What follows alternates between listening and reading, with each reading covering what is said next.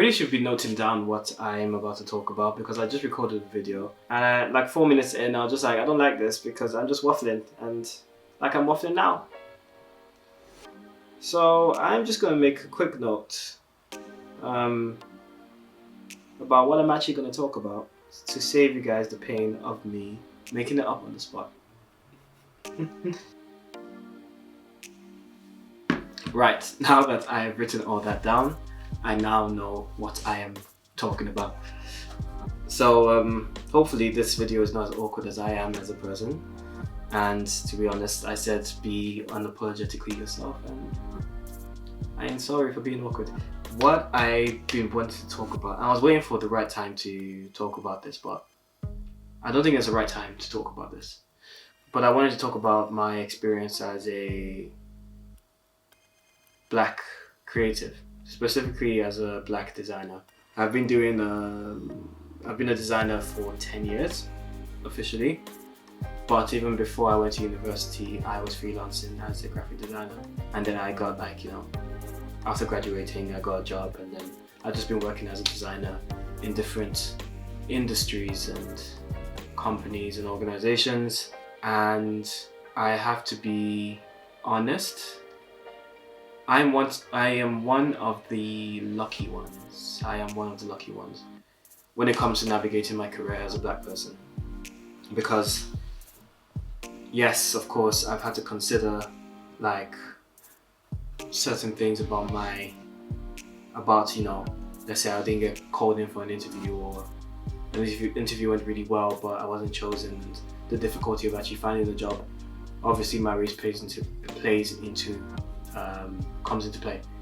One thing I would like to say is that obviously my name is Demi, but part of the reason why I would use Jonathan on my CV was, there's other reasons, but also because I thought it would sound more English, sounding less African would give me more chance of getting a job, and that's just my interpretation of my CV. It's come to a point where I don't care anymore. But I am fortunate in that I've managed to be able to get a lot of experience in my career as a black designer. And not that it's been easy, but I've been fortunate that I haven't had to deal with much overt racism. I've had to deal with a bunch of covert racism in the workplace, but overt racism where I know for sure that I didn't get hired for a job because of the color of my skin, I can't say I've directly experienced that. And if it was a thing, I wouldn't know. Fortunately for me, it's not something I've had to deal with much. And I will go into another video of when I have had to deal with overt racism in the workplace. One of my previous employers, these things he said and the way he acted around me. But that's not what this video is for. My experience as a black creative, I'm going to need to do more than one video because there's a lot about it. But one thing I do want to cover in this video is representation. Black representation in the design industry is so low. In my experience, apart from the one company I worked for, that was a black-owned company, so the majority of people that worked there were black. Apart from that one organization, no other job I've had, I haven't had a person on my team that looked like me. I worked in a marketing agency once, and most people were white. Most people. And I looked around and I was like, there's nobody that looks like me. Not in the team that I worked for, not in the entire agency. Nobody looked like me. And I thought that was a problem. So I said something, and I don't know if it was because of what I said, but they started hiring more people that looked like me and more diverse people. But not just there, like in other jobs before that and after that, I have never worked with someone that was another black person, that is another black designer. And what's that saying? Because these are all jobs in London. These aren't jobs outside London. These are jobs in London. And I haven't ever really worked in a company where my colleague is a black person. The design industry is saturated with like mainly white males, and that's probably a reason why there's not much representation in the work we do because our leaders aren't black. I've never had a black manager. I mean, even in the entire companies that I've worked for, there's only been maybe 1 or 2 black people. And there's this sort of thing that, you know, how we're programmed that to think, our default is to think white. So an example I'll give is when you're putting together a design, your default is to put a white person on the design. Obviously, you know, we live in the UK, the majority of people are white, but there was a part of me when I was working, I remember the time I was like, I really want to put a black person on this poster, but I had to convince myself that it was okay because I didn't see it often in marketing. I didn't see it. Nowadays, like on the London Underground, on posters and stuff, people, and even on your TV, families and people are very diverse and they're making a point to have diverse people in marketing. But when I was designing, I had to think, will it go down well if I put a black person on this advert? And on this poster, on this printout, on this web banner. And I was just like, wow, is this really how I'm thinking? Is my default a white person? I realized, wow, that's a problem at that point. And I was like, you know what, I'm going to start deliberately using black people more. And I've continued that since. But even then, if I want to find a good picture of a black person, it's hard to find good quality stock imagery of black people unless you go to a specific website that does it. And if you're looking for free ones, everyone's using the same picture. So nappy.co, the pictures are great, but everybody goes on that website. The only website that does this really well is the premium website is Shutterstock. Shutterstock has really good, more good quality pictures of black people that aren't cheesy, but it can still be quite hard to find a specific picture of a black person that you're looking for. So if you're looking for a specific picture of a black person doing a specific thing, it will be very difficult to find it because we're not represented in media like that. And it's hard. It's hard to find people that look like you when you're trying to do a good job. And also for me, I found it hard to network because it's almost as if like people like me that work as designers don't exist, but I know there's so many of us. There's lots of us.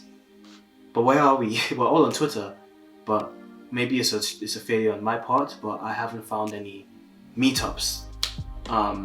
I'm sure they do exist, black designer meetups. I'm not saying they don't exist, but for me, my failure as a person is that I haven't gone out of my way to find the space that there are black designers, or create the space for black designers and black creatives to network. Because there's a lot of us and we're doing a great job, but I haven't had the pleasure. My network of black creatives is really small. And I don't know why. I don't know if anybody else has experienced this. I am just going by my experience. But I would like to know what your experience is as a black creative. Have you been able, if you're a designer or photographer, have you been able to, or photographer, whatever creative skill you have you found it difficult or easy to network with people that look like you? And then if you're getting hired, what has been the difficulty in finding a creative job as a black person, and to keep in a creative job as a black person, and to progress in as a black person? Because I have found it hard to progress as a black creative in the jobs I've had because 1, I'm an introvert, and 2, the culture of the company has never really, it's not my culture, and I have to put on a different head. I have to put on a different hat when I'm coming into work because they might want to go to the pub after, and I just don't like going to the pub. Culturally, it's not something black people do. Not from my experience, unless it's something that they grew up doing all the time with their friends. But most black people I know don't go to the pub. But the culture of going to the pub after work was prevalent in some of the jobs I've had, and I don't want to go to the pub. You know, it's not. But that's where people have conversations with the leaders and stuff like that. And it's not like I didn't go to the pub. I did, but I didn't have much in common with people. So that was the struggle that I had personally. And progression hasn't been that easy for me. I will go into more detail about specific things that have happened to me, but these are the things that I have had to experience as a black creative. And I can't wait to tell you guys the stuff that's happened to me because it's mad. It's quite crazy. The racist moments I've had to deal with, working with other black people as a black creative, has been interesting. I'm not saying negative though, but it's been interesting. I'll leave that for another video. But what I would like to know is what's been your experience as a black creative when navigating your career. Let's have You know what? We can all do better. We can all do better in terms of networking. And because for me, I could have already done better. I could have done better to network with other people that look like me. But other people can do better as well by creating environments where people who look like me can also thrive. I think that's also very important, because the workplace environment isn't really made for us, and we have to fit into that culture that isn't ours. And that's not inclusive. I said much more than I wanted to say. But if you have anything to share, let me know in the comments below, and I will be happy to chit chat, innit? Demi, you made this awkward at the end. Why did you do it? You did so well. Why? Anyway, thank you for listening to my rant. Until next time.